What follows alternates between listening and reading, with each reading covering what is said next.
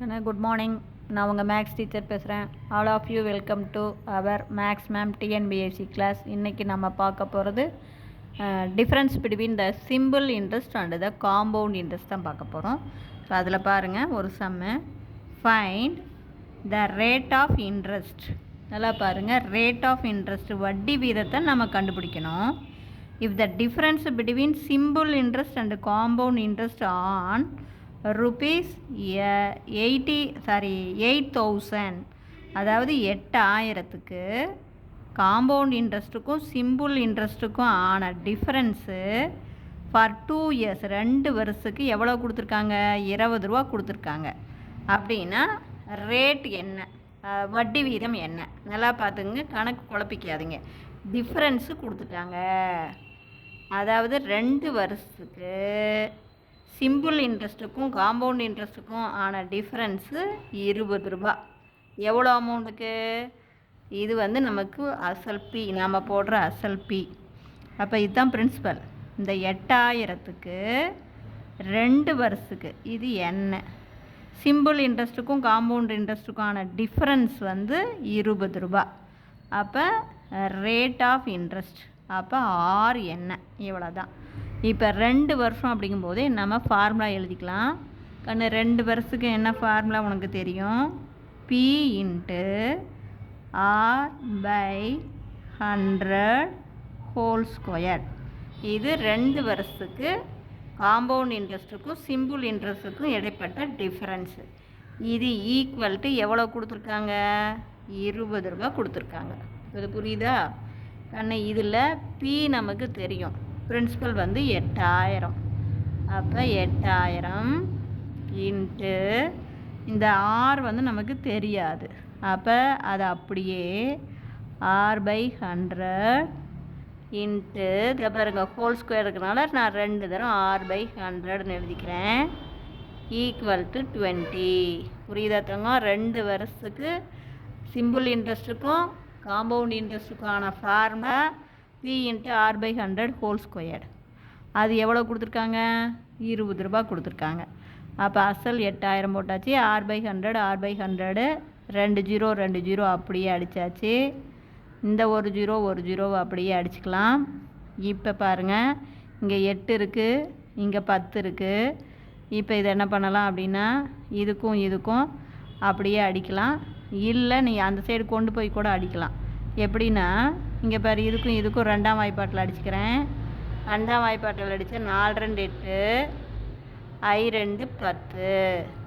இப்போ R into R equal to 20 into டிவைடில் இருக்கிற 5 மல்டிப்புளுக்கு போகும்.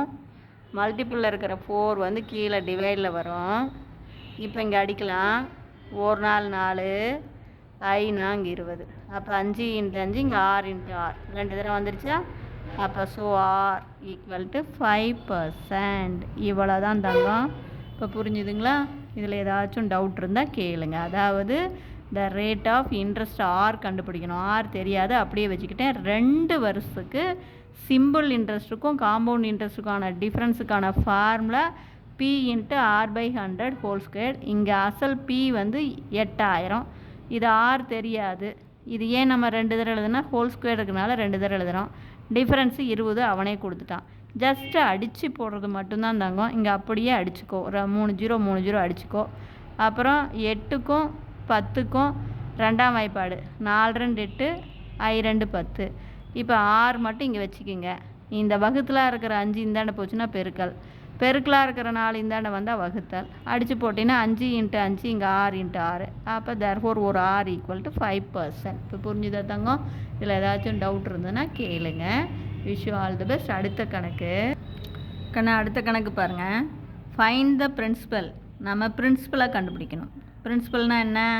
நமக்கு பி கண்டுபிடிக்கணும். If the difference between compound interest and simple interest on it at 15% per ஆனம்னா இது 6. வட்டி விகிதம் 6.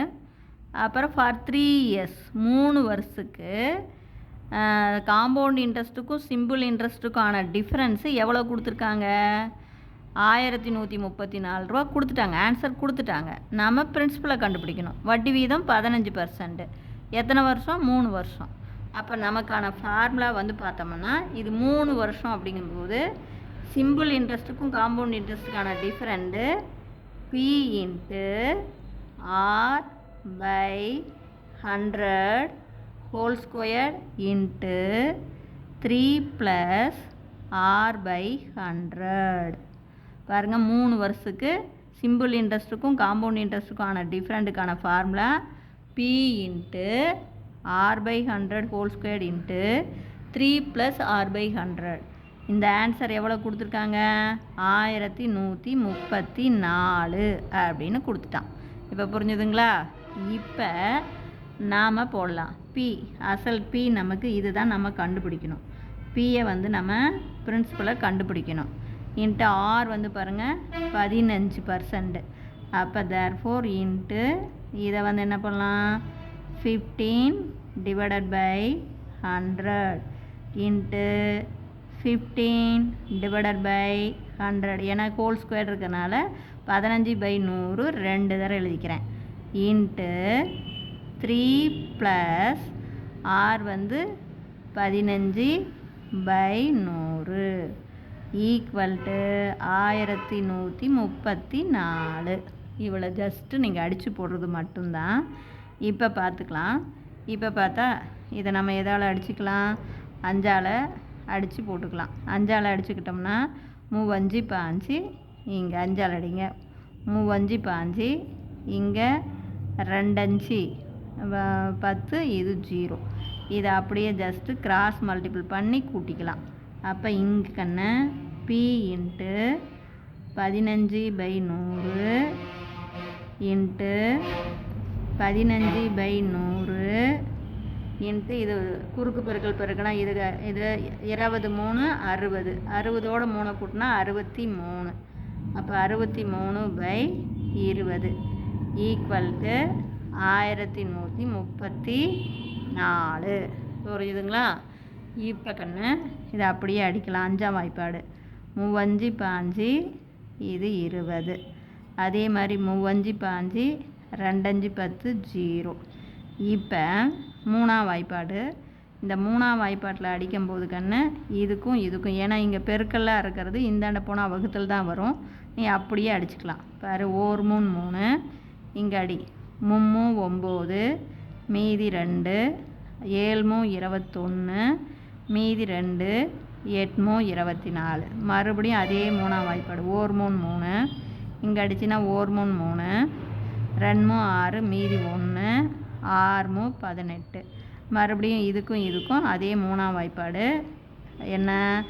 2 6 1 3 3 இங்கே அடிச்சுன்னா 3ஆம் வாய்ப்பாடு 4 12 2 6. மறுபடியும் 21க்கும் 42க்கும் 21ஆலேயே அடிச்சுக்கலாம். 1 21 1 21 2 21 42. அப்போ P ஈக்குவல் டு, இப்போ பாருங்கள், இது எல்லாமே வகுத்தில் இருக்கிறது இந்த போய் மல்டிபிள் பண்ணுமா? 2 2 4 4 2 8 8 2 16 1 0 2 0 3 0. அப்போ தேர்ஃபோர் நமக்கு P எவ்வளவு?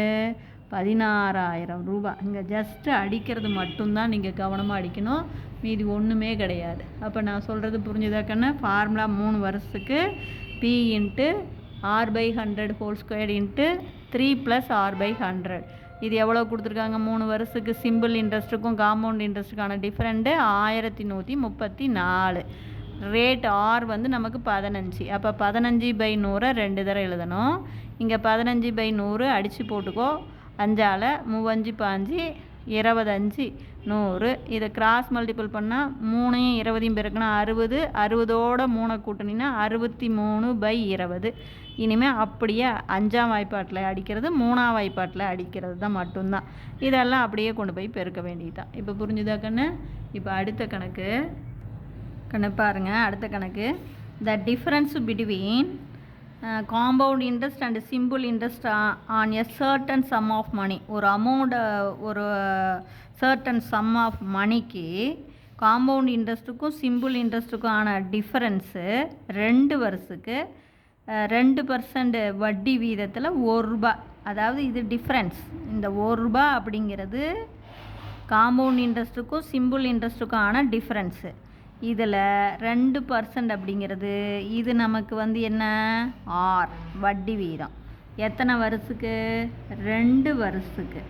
ஆக மொத்தம் 2 வருஷத்துக்கு 2% வட்டி வீதத்தில் காம்பவுண்ட் ஒரு அமௌண்ட்டுக்கு காம்பவுண்ட் இன்ட்ரெஸ்ட்டுக்கும் சிம்பிள் இன்ட்ரெஸ்ட்டுக்கும் ஆன டிஃப்ரென்ஸ் வந்து ரூபா அப்படின்னா அந்த அமௌண்ட் என்ன அப்படின்னு கேட்குறாங்க. அப்போ 2 வருஷம் அப்படின்னா கண்ணு அதுக்கான formula P × R/100 whole squared.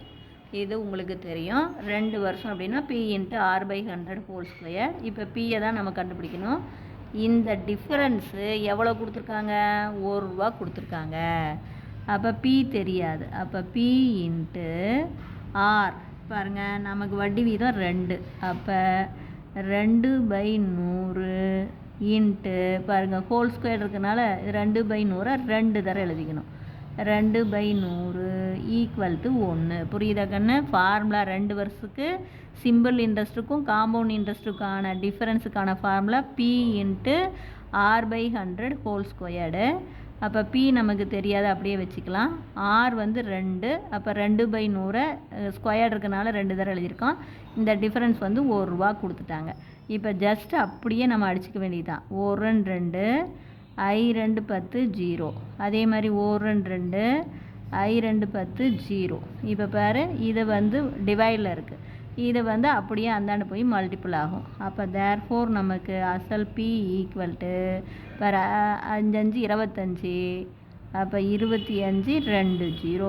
அப்புறம் நமக்கான அமௌண்ட் வந்து என்ன? 2500 ரூபா. அந்த 2500 ரூபா தான் அசல். இப்போ புரிஞ்சுதுங்களா? இதில் ஏதாச்சும் டவுட்டாக இருந்தால் கேளுங்க. Wish you all the best. Thank you.